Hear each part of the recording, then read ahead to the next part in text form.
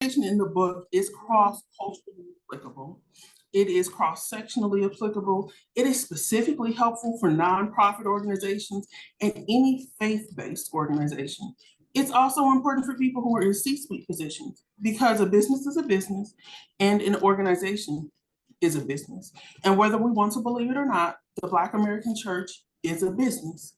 As one of my subject matters stated, whether it is in the business of saving souls or a monetary business, it's still a business. And so there are business aspects that any business owner, any business executive, any business follower can gain by reading the book.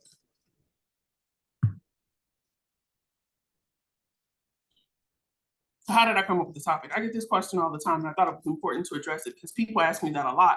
They say, well, this is interesting, but why did you choose to write it? Or did you feel like you would get backlash?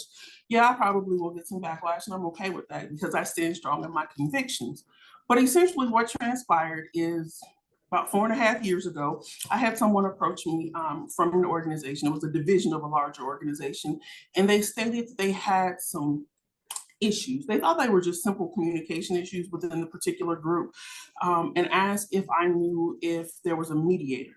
Because I belong to the American Bar Association, I thought, sure, I can try to find you guys a mediator, but what's really the problem? And they kind of expounded upon it. And me being the budding leadership expert that I thought I was, keyword thought I was, because after I got into the research, I realized I had bitten off just a little bit more than I could chew and had a slight meltdown after no sleep for 3 days. I discovered that what they were having weren't communication issues. I mean, communication was part of it, but they were leadership and org development issues. And I said, well, you guys can get a mediator, but all a mediator is going to do is listen and make sure everyone's heard and maybe repeat so that everyone understands. I said, you need someone who can get to the root of the issues. Fast forward 5 months, I'm digesting and aggregating the data, prepared to type it up and print it out and present it at a research conference. And I realized that the behaviors that this particular group existed were behaviors I had experienced in the church. I'm a member of the Black church. Gone to a Black church most of my life, although I did used to be Catholic. And some of those behaviors in this other group. And so me being me, I asked myself, well, did the behavior start with this group or did they start in the church? And by sheer virtue of chronology, the Black American Church came first. It was founded in 1790. Therefore, that led me to say, all right, listen, when I get to the point where I can actually dig deeper into this, I want to understand what some of the challenges are, where they come from, why they exist, but more importantly, talk about how we can fix them. Next question. How did we arrive at equipping peaceful yet powerful leaders? Well, the simple answer to that is I was told I could speak in the Peace Lecture Series. So if I'm going to speak in the Peace Lecture Series, I have to kind of tie in the subject matter. And at first, that was a struggle because the content in the book wasn't really meant to discuss peace as a component of leadership. Little did I understand when I said yes to speaking in this particular series, that as I was drafting this presentation, I would come to understand that peace has a more equivocating role both in the Black church, its leadership dispensation, as well as the history of Blacks in America and their effective leadership than I probably wanted to admit. Therefore, that's what we're going to talk about. Yes. No, you're good. And I'm sorry if you covered this, but when you say Black church, is it a specific denomination, so Baptist, because you said that you work at the, so I wasn't sure if I missed that. Was it a particular denomination or was it just Black churches as a Christian base in general? Well, I'm going to get to that, but I have no problem answering you now because I don't know what parts you have to leave. According to the research and the data, the Black church is historically defined as the 7 Black denominations, beginning with the AME, which is the African Methodist Episcopal Church, CME, which is the Christian Methodist Episcopal Church, the AME Zion, which is African Methodist Episcopal Zion Church, the 3 denominations of Baptists. So you have the National Baptist Convention, Baptist Convention USA, and the Baptist Convention International, which used to be 1 denomination, and they fractured into 3. You also have the Progressive Baptist Conference and the Church of God in Christ, which because of the fracturedness of the Baptist Association, the Church of God in Christ is now globally the largest denomination of the Black American American church with over 8 million people globally. So what we're going to look at next, hey, I'm surprised I remember that. That's pretty good. My chair might be proud of me. Looking at the Black church and what the leadership looks like, most people consider the Black American church's leadership to be synonymous with whomever the pastor or the preacher is. The term preacher was typically used in the beginning of the 1900s, so your 20th century. Now we typically say pastor for some churches, your presiding elder, your bishop. Different nuances and different titles go along with different denominations. For historical context, this is how W.E.B. Du Bois looks at the influence of that particular individual. I will say that influence is not just in the hands of a pastor or a preacher or the head bishop or prelate or designated elder or whatever term we want to give them. Anybody who carries influence is a leader, and we'll get into that. But the way the outside world, so outside of the leadership spectrum of life, defines the majority of the leadership, it's typically circled around the people who are in those roles of being preachers and pastors.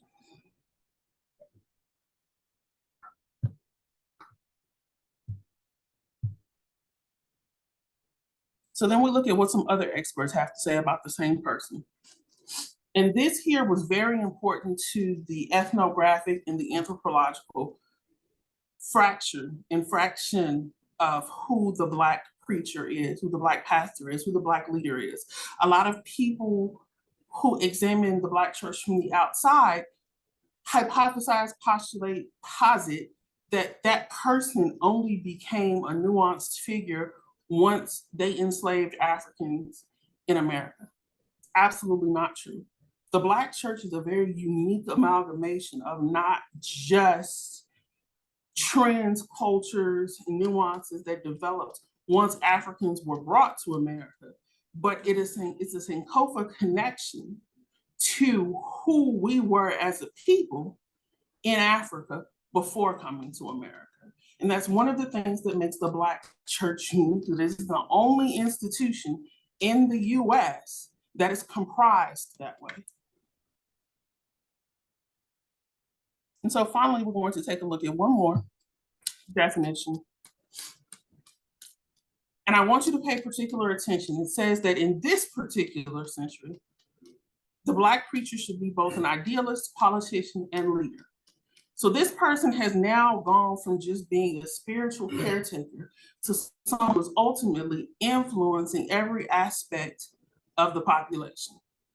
Another reason why we're discussing the subject matter, because this person's not just having influence over what you do on Sunday or Wednesday or Tuesday. It's every aspect and every area of what became known as the Black identity in America. And that really is the key. This next quote is from me. I pulled it directly from the book, that based on what everyone else has to say, the primary leadership role in the Black church must act in multiple capacities. They have to act in varied functions. Sometimes they're an educator, sometimes they're a cook, sometimes they're a father figure, sometimes they're a mother figure, sometimes they're a babysitter. But that person has gone from what in other cultures may be a singular impression in someone's lives to this now multifaceted consultorium with the highest influence factor than anything else in the Black American identity.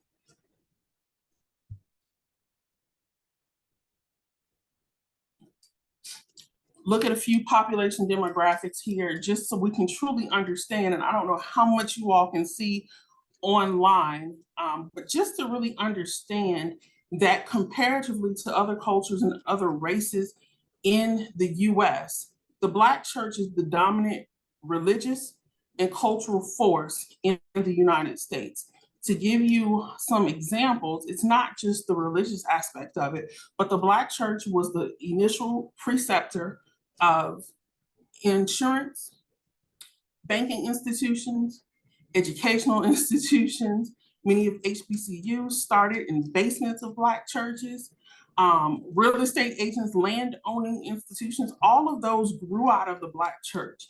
And so it is virtually impossible to find any component of what it means to be Black in America without at some point in that analogous history reaching back and finding crumbs or footprints or impressions of someone who was a member and or leader within the Black American church. And when we look at the demographics compared to especially majority demographics of European Americans or Asian Americans, most Black people's connections remain faithful to that institution. There are some who go in other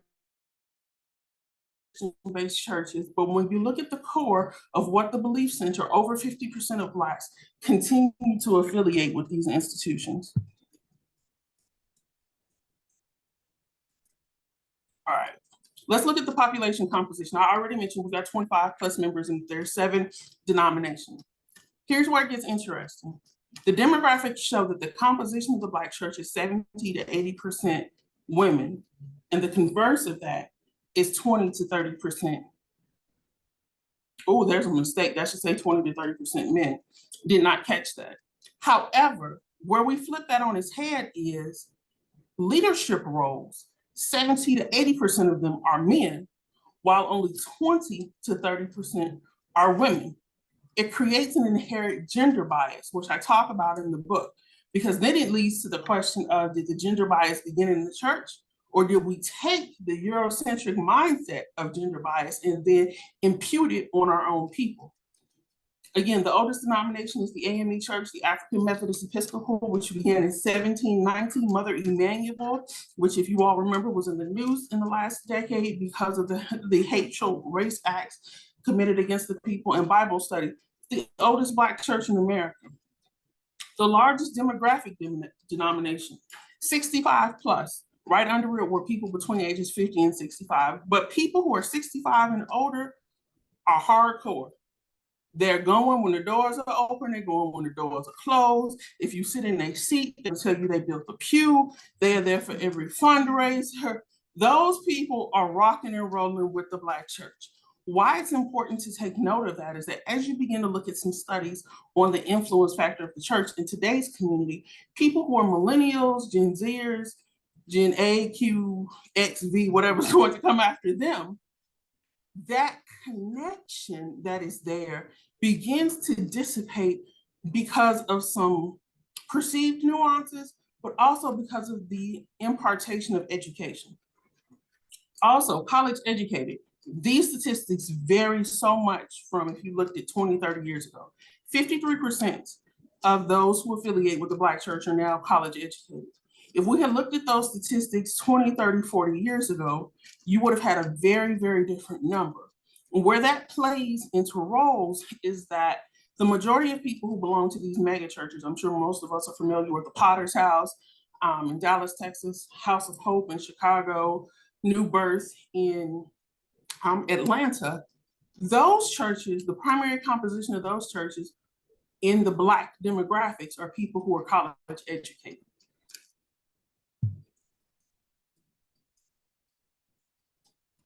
So the sample population for this particular manuscript, by comparison to the whole population of the Black church, is very small. It was 25 people plus 3 subject matter experts. While I would have loved to have 450, 800, I did have to graduate. My doctoral said, listen, chair said, listen, you got enough. I had another advisor who was like, oh, you have 25, just could you please do this and let's move on with your life. We had 5 men and 20 women. What does that look like? Well, it looks like the slide we just saw before, where we see that 80% of the participants were women, but 5 where we had the 20 were men. Well, when I analyzed that data, what the data told me is that every person who answered as a man felt as though he had held a leadership role in the church. Not 100% of the women said the same thing. In fact, many of the women's responses as it related to leadership and their opportunities to lead were despondent. I had 3 subject matter experts in the manuscript. I was fortunate to be able to have the presiding bishop of the Church of God in Christ, J. Drew Sheard, Dr. Wayne Croft, who is both a pastor, a doctor, and a professor, and Lerone Martin, who used to be at Wash U and was a professor of African American race. In terms of the breakdown, we have 4 people who were Methodist, 12 who were Baptist. And for this study, all of the Baptist people are together. Nobody designated I was American Baptist or Baptist International, or so they just all got lumped together. And then I created a fourth category called non-denominational, because the research shows you that even though the Black church is still the prevalent influence, there are more people, especially millennials and Gen Zers, who are gravitating towards the non-denominational churches. Final thing we want to look at is the age group. Although the population itself was not large in number, it was diverse. There were representatives, at least 2 people from each of those age groups, 20 through 70. And I also believe that there were people from at least 8 to 10 different states. So you had different denominations, different states, as well as different age groups. So then the question becomes, but why peace? Like, why are we talking about peace and leadership? Why is peace and leadership necessary? What does it have to do with Black people? What does it have to do with the global society? And does it even matter? And especially with the state of the world today, like, should peace even be considered? Because on most days, let's be honest, most of us choose violence. Therefore, let's look at the definition of peace. There's 2 definitions. We're going to talk about the first one right now. Freedom from disturbance and tranquility. As the young people like to say, they're unbothered. There's another term, but we won't go with that term, but they're unbothered. They don't care. You can't mess up my zen. I'm gonna do me. It doesn't matter. You know, I'm out here living life, right? Whatever you do, you do. I'm over here. You do you, boo, right? That's what young folks like to say. And so I thought about it. And when I thought about it in terms of the unbotheredness that goes with the contemporary generation, I was like, you know what? They might be onto something. Because if I can lead and influence a group of people and be unbothered by the negativity that's influxed as a result of the challenges of my leadership, I can make a more positive influence. So I was like, you know what? We might get somewhere by the end of this presentation when we talk about peace. Okay, of course, we have to look at the historical perspective. Religion played a significant role in creating race. And for me, this was like, these are in chapters 1 and 2. If you buy the book and you are our history junkie, you will be in there with chapters 1 and 2. But the thing that's most profound for me is this statement right here. There is no Black church without the racializing of Africans in America, resulting in a distinctive cultural anomaly in reference to Christianity, also known as the Black church. In other words, race was a construct that was not heavily relied upon until Africans were enslaved in America. Oh, great. And colonizers used the idea of race, which are the genetic markers, the visible differences between Homo sapiens, i.e. people. They used those to create segregating factors. Thus, they arrived at the conclusion that because Black people didn't share the same religious beliefs at the time as white people, they were less than human. And so understanding the role that Christianity played in the demonstrativeness of slavery. The other important factor is that the Black church is the chief ethnographic vehicle for Blacks in America, meaning that our culture totally flows through the Black church at some given point in time. It may not today as much as it did yesterday, but again, when you look at every area of Black diasporan history in America, you have a touch point of the Black church. So for me, this is really where I started with this lecture, and somehow I ended up in the middle. Black leaders throughout history were drawn from the Black church. Many have mistaken their leadership for passive and ineffective. In this particular slide, what I thought about is going back to those young folks who are still unbothered. I see them post things on social media and they wear shirts and hats that say, we're not our ancestors, you can get these hands, or you're gonna get these hands. And while I can respect your sense of revolution and wanting to fight, if your ancestors hadn't have been still, you wouldn't have had anybody to fight.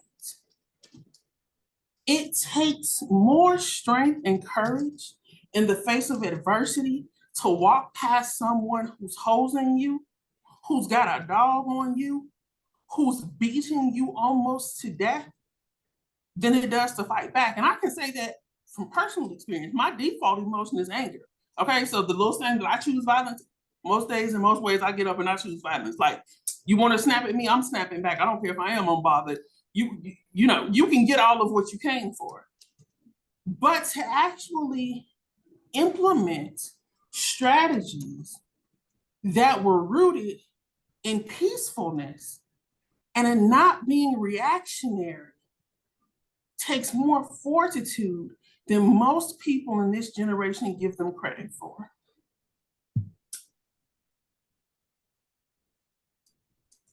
So let's look at some common misconceptions of peace.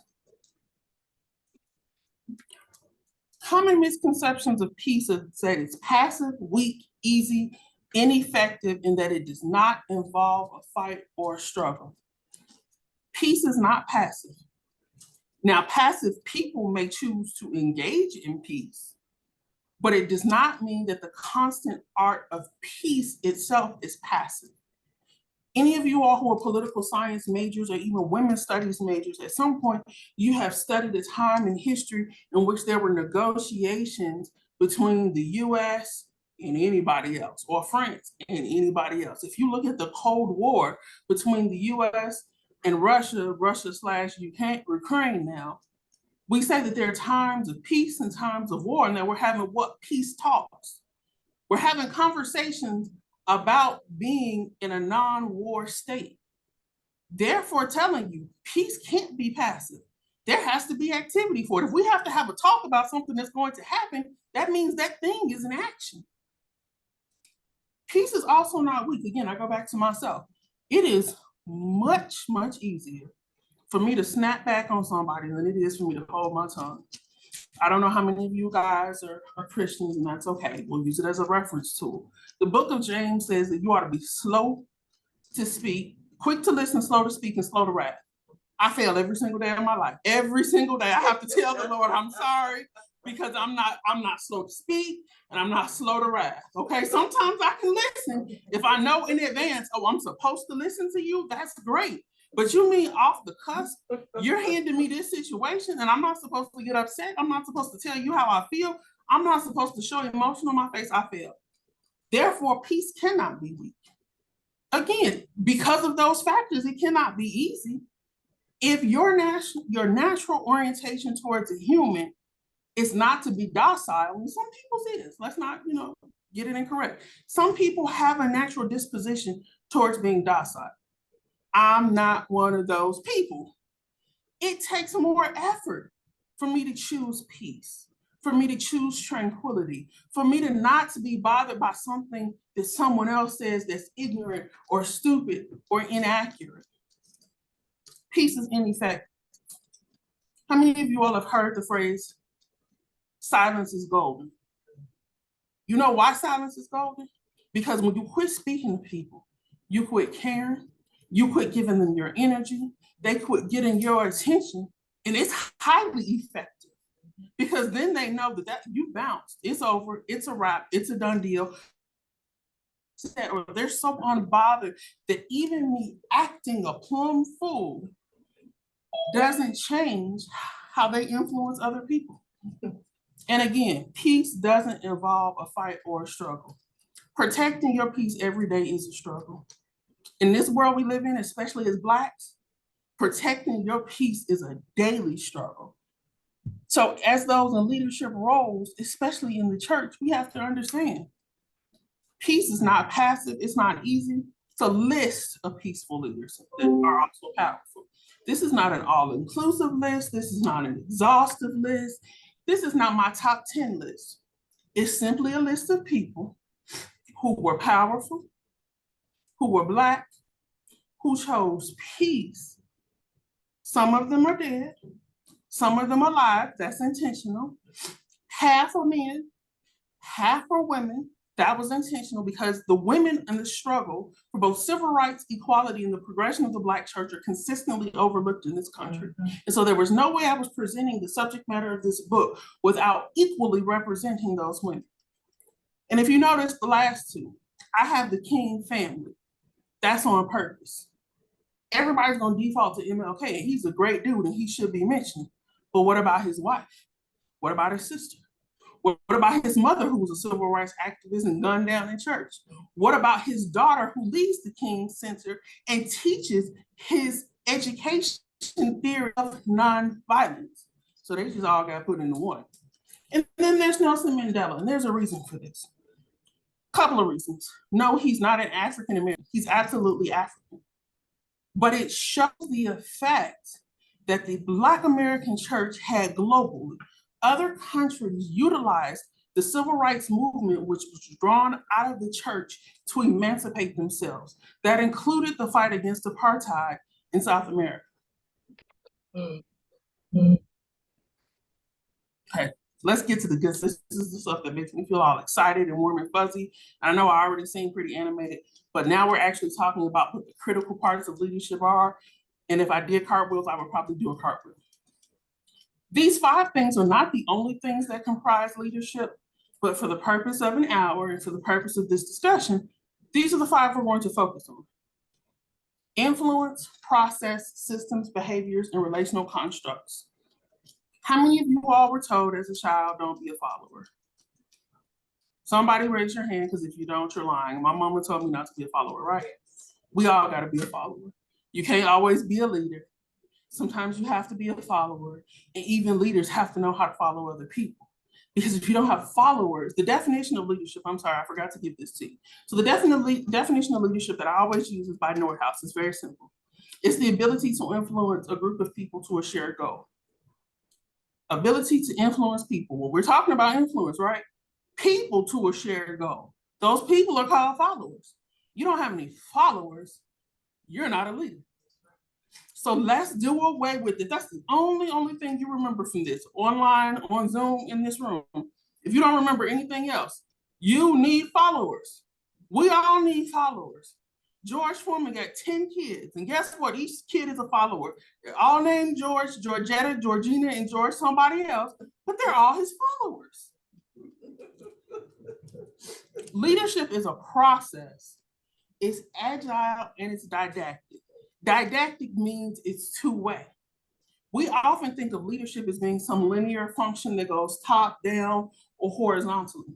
That is so outdated. It is so wrong. If you work in places where your system is linear like that, they're doing it wrong. Tell them to contact me so that we can fix it. But leadership is not stagnant. It's meant to keep moving. It's never meant to stay in the same place for its whole life.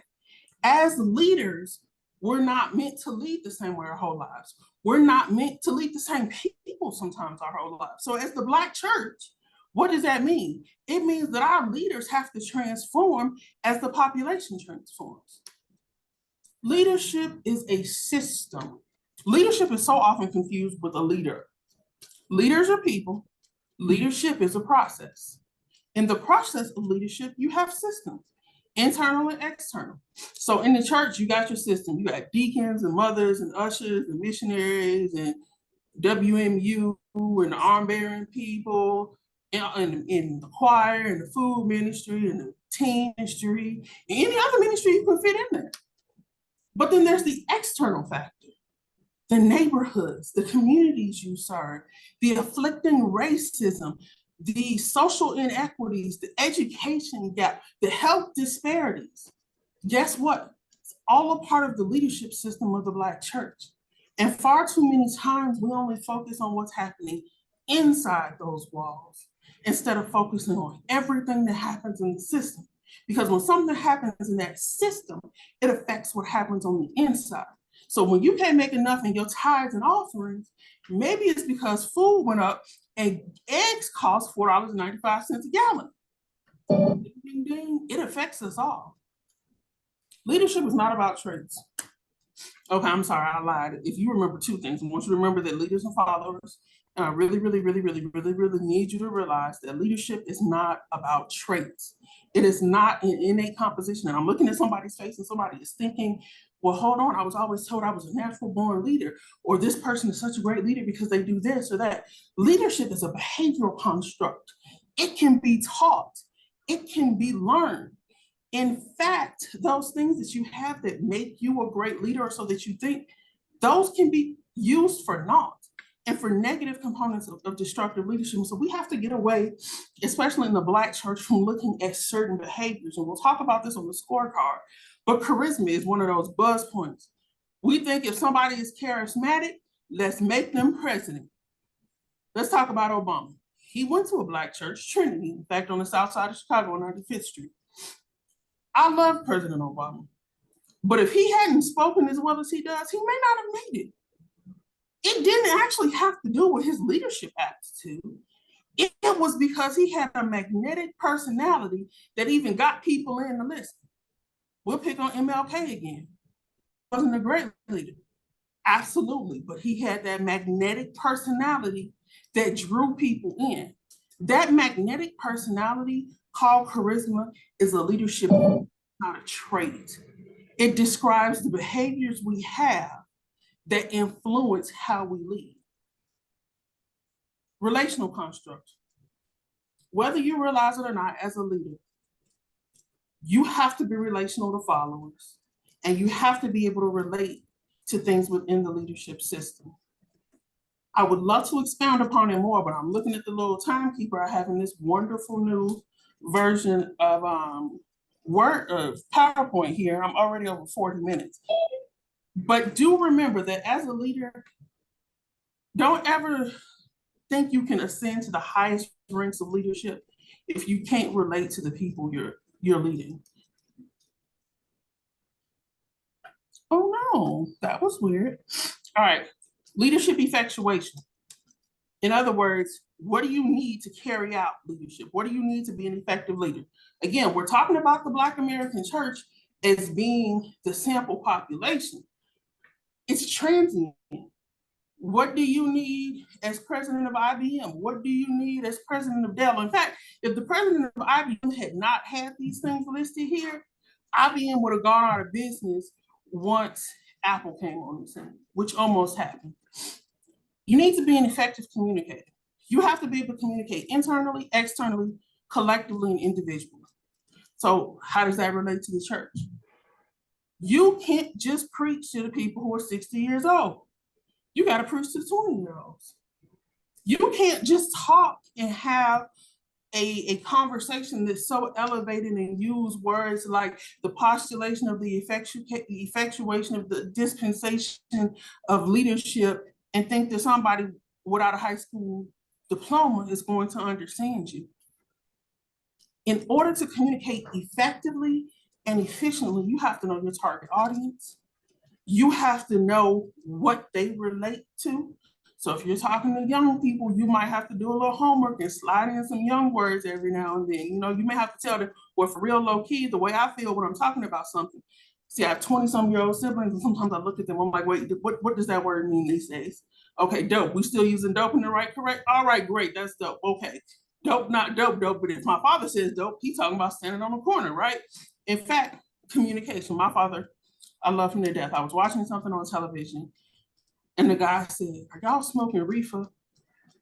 My father's the only person I know that still calls it reefer. I'm like, Dad, nobody knows what you're, no. But again, to the point of communication, if you're trying to lead 20-year-olds, you tell them don't do drugs, don't buy the reefer from the dope.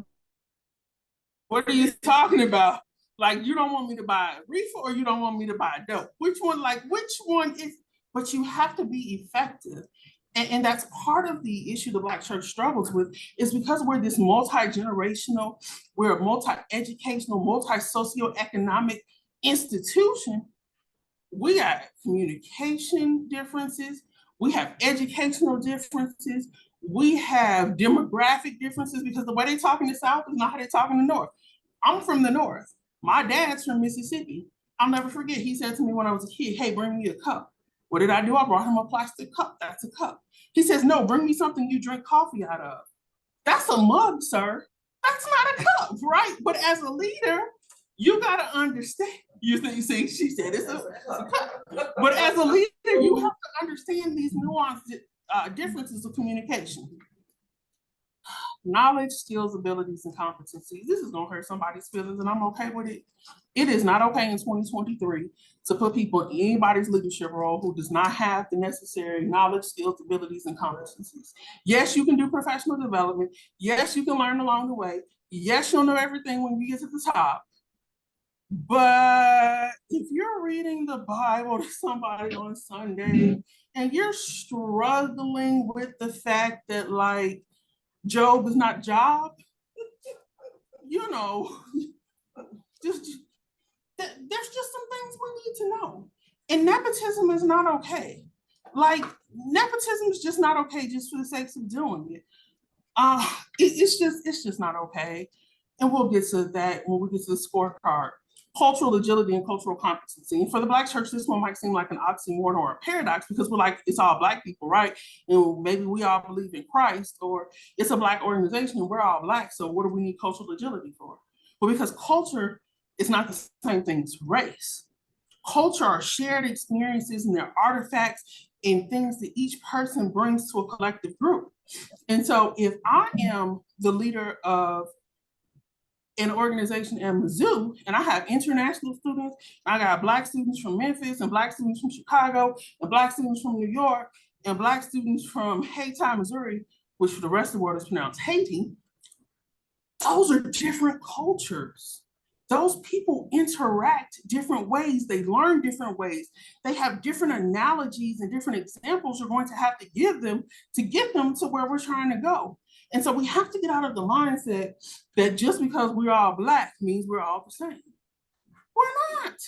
You have to have cultural competencies and cultural agility. Emotional intelligence. Pop quiz.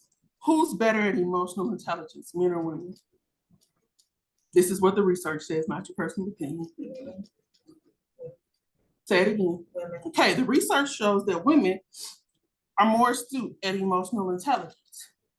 Research also shows that emotional intelligence is needed to be an effective communicator, which is needed to be an effective leader. Yet in this sample population of this book, only 20 to 30% of the people who are better at the competencies needed to be effective leaders are actually in leadership roles. I just want you to chew on that, marinate on that, and email me about it later. Final thing is collaboration. Collaboration, I have a definition. It says a state or period in which there's no war or war has ended. That's the second definition of peace. And I intentionally put it in there, not because I don't know the definition of collaboration or because I couldn't think of an example of collaboration.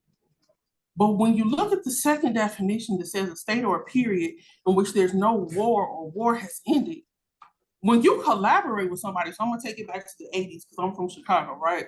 And I grew up in a time when there was gang activity. I mean, there's still gang activity, but you know, I quit watching the news when I was like 12 because all you heard of was a drive-by and the Bloods and the Crips. Could be right, could be wrong, but they were beefing. But when they called a silence to that beef, when they quit shooting up each other, when they decided that for this week, there won't be any violence, they collaborated. And that created a state or a period in which there was no war or which the war had ceased. And so a different way to look at peace is collaboration. And collaboration is needed in effective leadership. Therefore, you gotta have some peace to be an effective leader. All right, so let's look at what the participants, not what Dr. Randolph, said in terms of how leaders in our sample group of the Black church are doing in terms of these areas. So for communication, they were asked whether or not leaders communicate effectively, whether or not they feel the leaders of the church listen to them, and whether or not they feel like they understand the target audience. I'm sad to report that all of those came back with negative responses. Not every single answer, but the overwhelming majority said they felt like leaders in the church don't communicate effectively, they don't listen to what they're saying, and that they don't understand who the target audience is. So that part goes back to your cultural agility. You don't know how to talk to me because I have a college degree, because you've been a pastor for 68 years and you're used to talking to people who only have a high school degree. Now you have a whole sector of people who have college education, who have master's degrees and PhDs and DSLs and MDs and everything else. And you're talking to me like I'm in the 7th grade. Well, I've checked out. I'm not coming back because you don't relate to me. And remember, leadership's a relational construct. We're supposed to be a question and answer period. I better hurry up. Lack of knowledge, skills, abilities, and competencies. So I asked whether or not they felt they had the necessary KSACs, whether or not there was training and development and leadership development, and whether or not nepotism existed. Overwhelming answer was most people in the position, necessary leadership aptitude to be there. There's definitely a lack of training, and that people get put in positions, because they knew somebody, or because, that's so-and-so's son or nephew or uncle or kid from down the street. We're past that. We have enough people with qualified expertise that we don't have to put the kid from down the street to be the pastor of a multi-million-dollar church, which is a multi-million-dollar business, in place just because I used to babysit. Finally, collaboration. And this kind of made me sad, right? Abject failure, constrained to particular events, and community integration. To sum up this one real quickly, most people said, the only time I see collaboration is when we do a march or has something to do with voting rights. We don't collaborate on anything else. The research that I found showed the most collaboration exists when it came to some diabetic issues and slightly on mental health, but very, very little. But we're not talking about collaborating about anything else. We're not collaborating on social justice. We're not collaborating on health inequities. We're not collaborating on building better facilities for our people. Behaviors. Charisma was the thing everybody thought you needed. Most people thought that leader versus a behavioral talk construct. And most people didn't feel like, your leader had to be relational. It's okay. It's to me, they don't really understand my struggles. But they talk really well. They can hoop and holler, or they can dance real good. Oh, my bishop, he knows how to do the two-step while he preaching. But when I talk to him about not having enough money for groceries, they don't understand because we're paying him X amount of dollars a week.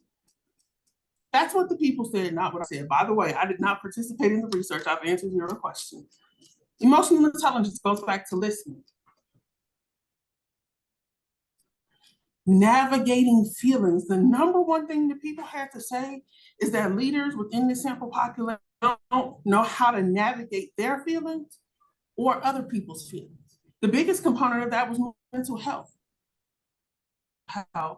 And we don't encourage people to go get the help they need. They don't say go get professional help and rely on your faith.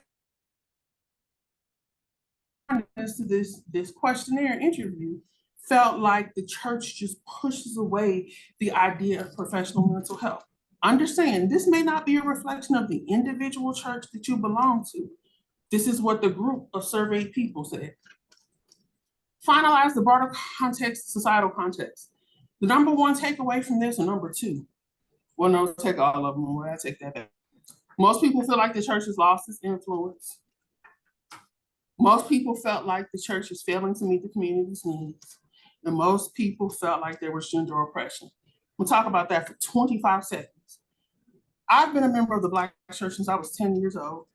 And until I did this research, gender oppression was not part of the demarcation points on my, I didn't see the gender oppression. I didn't hear it. I hadn't studied it. Once I researched and I looked at the numbers and I heard what other people had to say, and I even went so far as to look at one denomination's manual, and this is in the book, they were rebuffed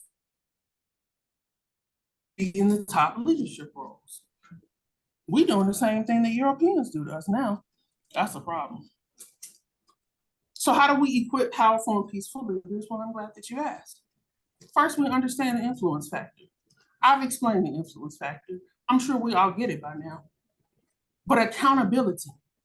Once you decide, yes, I'm going to accept being the chair of this committee, I'm going to accept being this person, I'm going to accept being president of this, I'm going to accept being chair of the board of that, you must be accountable to your followers.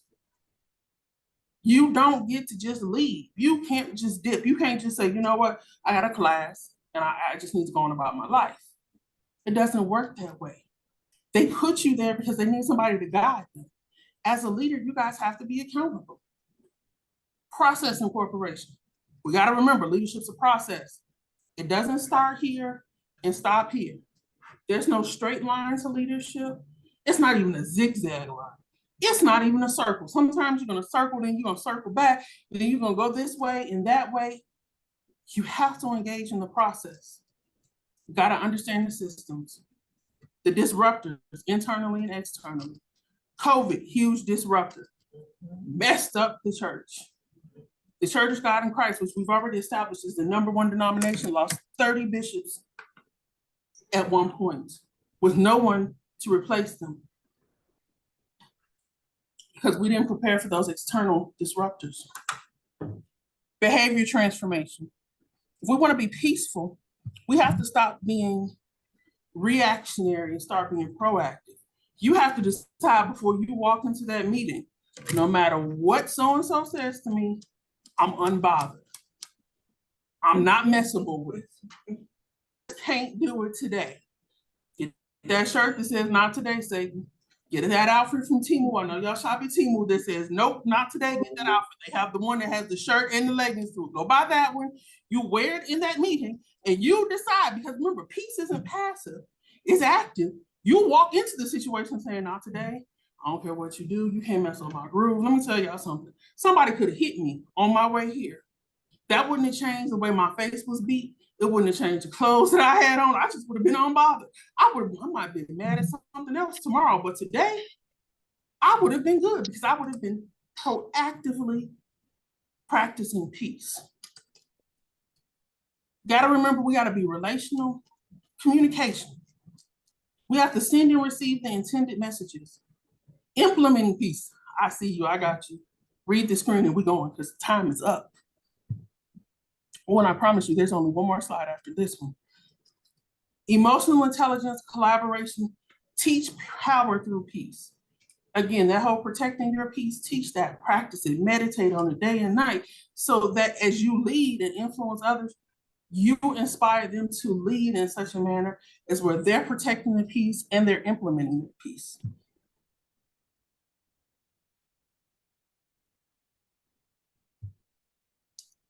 Questions? Sorry, I know we quickly. All right, if there are no questions, we got like 3 minutes. So if you have questions, you have 3 minutes to ask. No? There was a good deal of activity online, and one of the comments that was made was that your discussion of peace as a proactive process is very welcome, because people tend to join institutions that are themselves part of promoting the peace process, and joining and supporting them is oftentimes the end of their participation, right? Absolutely. Join me. Yeah, we're about peace, and then we want to be violent. Yeah, and so participating in the life of the institution is also part of the process. I think that's what they were trying to say. I wanted to take the liberty of asking a question about, well, there are quite a few I have. I think the most important one is the male domination issue. Okay, so this is quite common right across the religious spectrum, right? It's not unique to the Black church. It's certainly not unique to Christianity, right? You look at other religions, they're highly male dominated. And I'm wondering if this is really about Eurocentrism or about the prevalence of patriarchal norms right across cultures. And then they seep into these critical institutions, whether it be the church or the family, and so on. So while I would love to answer that question, I actually posed that question. So I think it's in chapter 12, the last chapter. And I asked the question, did the church get the gender oppression from the world or the world from the church? Because I haven't done the research, I can't answer it. What I can tell you is that there are cultures in South America, as well as some Asian cultures, that are not patriarchal cultures, they're maternalistic cultures. They trace their lineage by the mothers, and even in Judaism, in traditional Judaism, looking Judaism, let me rephrase that, because original Judaism means you had to be of the lineage of the 12 tribes of Jacob.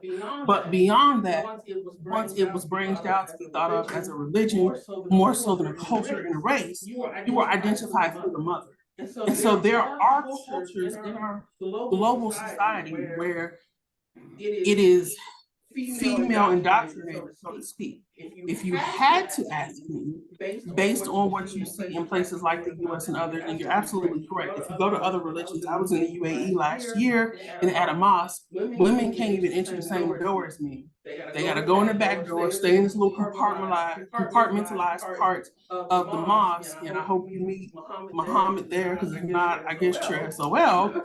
But you're right that it's not as demonstrative as it could be. I might proffer to say that because of how colonization transpired in the world, it's a more Eurocentric frame of mind. It's part of the reasons I particularly like my research interest in the mitigating effects of culture and race, because most of the leadership in organizational development and followership literature is written by European men, whether American or from Europe, is written by white men. And that's not a reflection of the whole world. Right. I don't want to have the conversation, but I really wanted to talk a little bit about leadership. So Black Catholicism, Black Anglicanism are not considered part of the Black church in the US, right? That is correct. All right. So on Black Episcopalians, is this because they don't share the episcopacy? They don't share bishops? Because if you're a Black Anglican priest, your allegiance is to the Pope, right? Essentially. Correct. If you are a Black Episcopalian, your allegiance is to the Episcopal bishop, right? So is it that the Black churches, the denominations you have identified, they share the bishopric? Like there is a ultimate bishop who heads the entire Black church. So the definition of the Black church conglomerate, no, each denomination has its own leader. So the National Baptist Convention has a national president, the AME Church has a bishop, and then they have lowering bishops. The Church of God in Christ has a presiding bishop, other bishops, and then each church has a pastor. So each denomination has a different setup. What makes them the Black church as opposed to like the Anglicans or the Episcopalians is because, like I said, they still report back to Rome. They still report back to the Vatican. That is a largely white Eurocentric view of religion and culture through religion. The Black church is owned by the Black church, started by the Black church, accepted by the Black church. It's the only thing that's ours in America. The only thing we can almost kind of sort of keep roots on and control over. And so that's why churches that are other denominations but maybe predominantly Black in membership are not included in the Black church, because you still don't have that cultural nuances, you don't have the anthropological or the ethnographic tethering within them. Okay. Please feel free. Let me see if you have any questions online. We have 3. Or somebody want to know where they can purchase the book. You can purchase the book. Actually, let's go to the next slide. Oh, now it wants to go to the next slide when I say if you go to, there's the website, that'll take you to the publishing website, but it's also available on Amazon, Barnes and Noble, Target, and several other retailers. So if you type in the name of the book in Google, it'll show you all the places it's interested in. If you live in Columbia, Barnes and Nobles here does have it. If you're an Amazon Prime member, it's just free.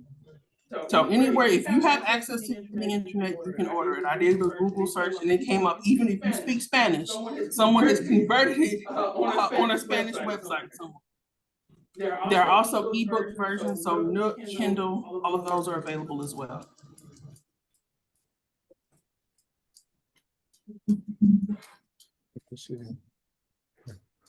Any more questions? Any questions? No? Thank you guys so much. Thank you to the University of Missouri, the Black Studies and Peace Studies Department. Thank you guys for being here. I appreciate your support both online and in person. Thank you, Dr. All right, so for online visitors, thank you for joining us today. I know that you enjoyed it. I've been watching the chat and it's very vibrant. I would like to remind you that you can always check the Black Studies and Peace Studies websites for our upcoming speakers events. And just as an additional treat, we do have the Black Studies conference on the 12th and 13th. The panels will be all online, so you can listen throughout the day, but the keynote is on Friday at 6 p.m. It's on campus over the Arts and Science Building. And there is actually a pre-recorded interview with the keynote speaker that's online also. That should stimulate your interest. It's going to be very interesting because he'll be talking about the suppression of history, which is a topic that is very, I don't know, it's in the news. So I will see you soon. Thank you again.